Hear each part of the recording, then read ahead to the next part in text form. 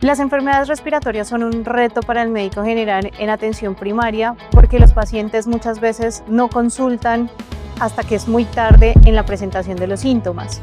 Y cuando llegan a consulta, ya sea a urgencias o a consulta externa, los médicos generales tienen muy pocas herramientas para solicitar paraclínicos, interpretar paraclínicos como las pruebas de función pulmonar y la espirometría, y además tomar decisiones alrededor de la patología que están interpretando en su paciente.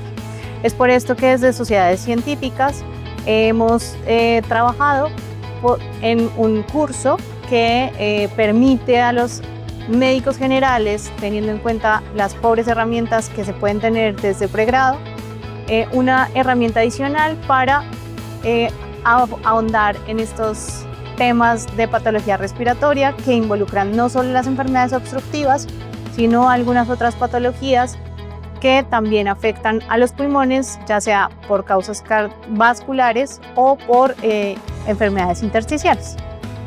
Entonces quiero empezar con lo más básico, y es hablar de la definición de las de las sibilancias, perdón. Las sibilancias son ruidos pulmonares agudos, son ruidos pulmonares musicales, se parecen a un silbido y se producen cuando el aire pasa por vías respiratorias estrechas o que están bloqueadas en los pulmones.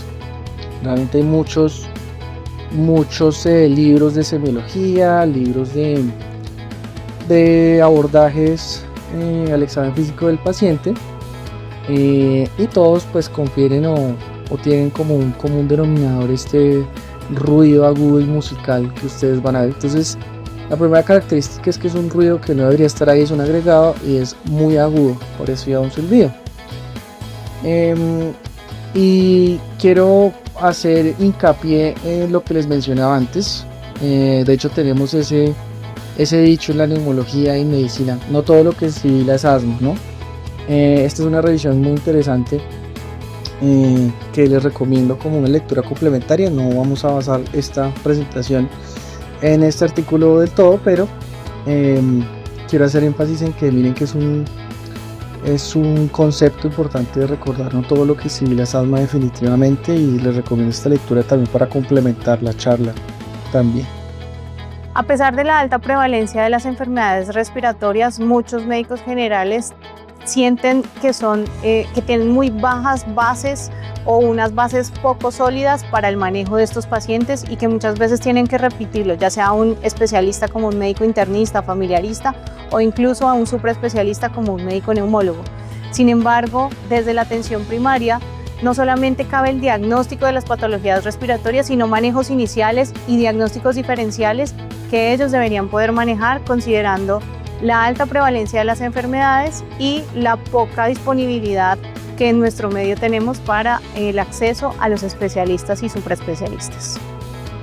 ¿Cuál es la fisiopatología de este tipo de asma, sobre todo de las crisis de asma y de instauración lenta o de instauración rápida? La de instauración rápida es un asma hiperaguda, evoluciona 3 a 6 horas, que genera broncoespasmo intenso, y esto pues es producido, e incluso también puede ser producido por el ejercicio. Entonces, ¿qué va a provocar? Pues obviamente al provocar el broncoespasmo genera una inflamación, genera producción de moco, se cierran las vías respiratorias y esto no va a permitir que el paciente respire adecuadamente. ¿Cuáles son los síntomas que se pueden presentar de forma tan rápida y abrupta? Silbido de pecho, opresión de pecho y dificultad para respirar. En algunas ocasiones este tipo de paciente con este tipo de evolución puede llegar a bajar su saturación de oxígeno. Ahora, la evolución lenta, que esta es la que se presenta en un 80 a un 90% de los casos, es más progresiva, más insidiosa, en días, horas, semanas. Esta va a haber inflamación también de la vía aérea, pero va a ser de forma más paulatina. Se va a ir cerrando poco a poquito, porque la instauración o el desencadenante es poco a poco. E incluso la instauración lenta se presenta sobre todo en aquellos pacientes que llegan a tener una infección de vías respiratorias altas. Bueno, los pacientes que tienen patología respiratoria y particularmente la sensación de ahogo, Parte del ejercicio debe ser orientar clínicamente al paciente, hacer una adecuada anamnesis, enfocar de acuerdo a los signos y síntomas que se pudieran haber presentado antes de la crisis para poder definir en el momento de la agudización o en el momento en el que se presenta un deterioro clínico de esos síntomas, poder definir y orientar adecuadamente el manejo que se le va a dar a esos pacientes. Entonces vamos a una manifestación clínica principal que eventualmente sucede y es la compresión de la vía aérea con la reducción de la luz bronquial, y cuando ya nos pasamos no solamente de la física a la patología, a la fisiopatología, eventualmente estos pacientes con sibilancias pueden tener disminución de la luz bronquial y acumulación de moco en la luz de los bronquios y tener unas vías aéreas mucho más estrechas y llenas de moco cuando tenemos las patologías, especialmente asma, que las causan.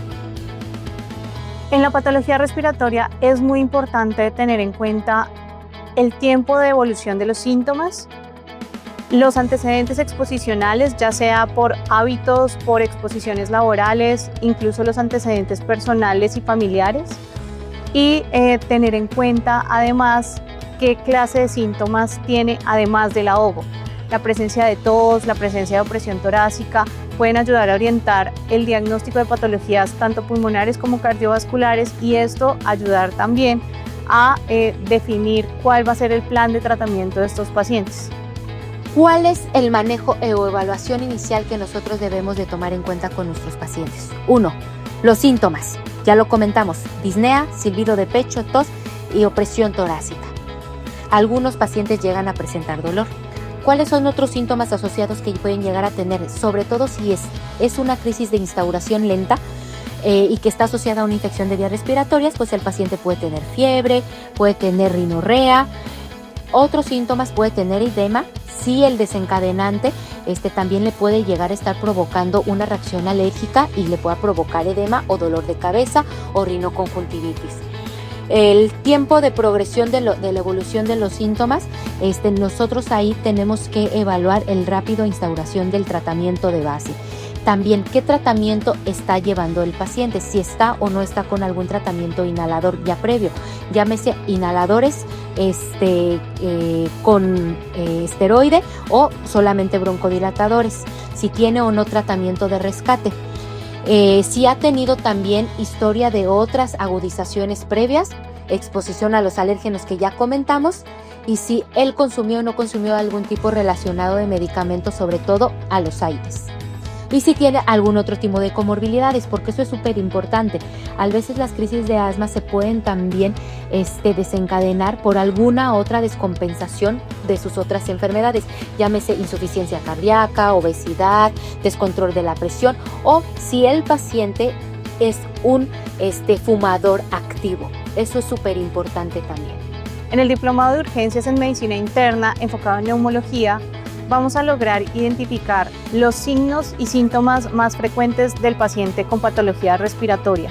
Asimismo, vamos a poder orientar estos síntomas hacia las patologías que tienen mayor morbilidad y mortalidad en los pacientes respiratorios: neumotórax, tromboembolismo pulmonar, patologías obstructivas, pruebas de función pulmonar, imágenes diagnósticas en urgencias, apoyo con biomarcadores, entre otras patologías con alta frecuencia respiratoria, particularmente EPOC y asma, que son las más frecuentes que se van a encontrar en urgencias. Sin embargo, también es importante tener en cuenta otras patologías infecciosas como la neumonía, diagnósticos diferenciales, particularmente con enfermedades cardiovasculares, pero cómo orientarlos hacia la patología respiratoria, y otras patologías menos frecuentes pero no menos importantes como las enfermedades intersticiales.